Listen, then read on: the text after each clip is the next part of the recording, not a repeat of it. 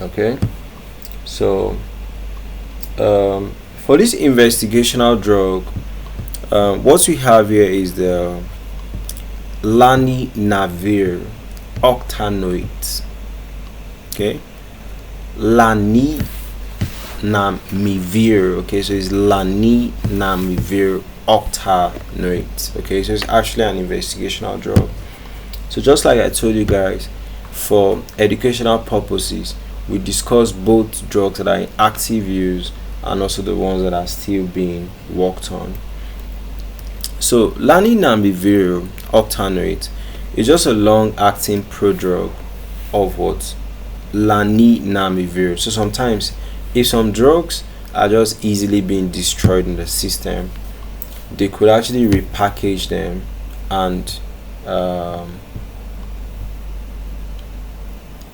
make what other versions of it, okay, that can be resistant to that destruction. So it's a drug that falls under the class of antiviral drugs known as what? The Neuraminidase inhibitors. So they are used for the treatment of what?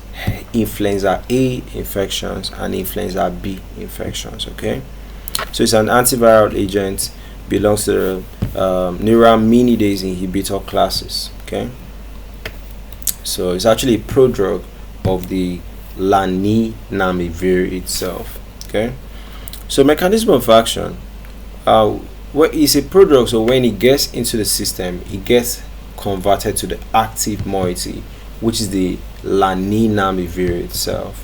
Okay, so Laninamivir binds to the active site of influenza neuraminidase. This will now block the enzyme that cleaves what? Salicylic acid residues from the host cell receptors. This will prevent the release of what? Newly formed copies of virus known as the virions. Do you understand? So to stop the virus from making what?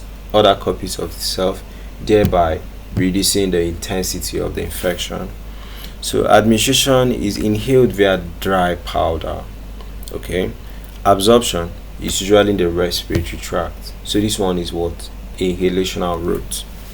Now distribution is usually in the airways. Okay, metabolism, it will be converted to the what?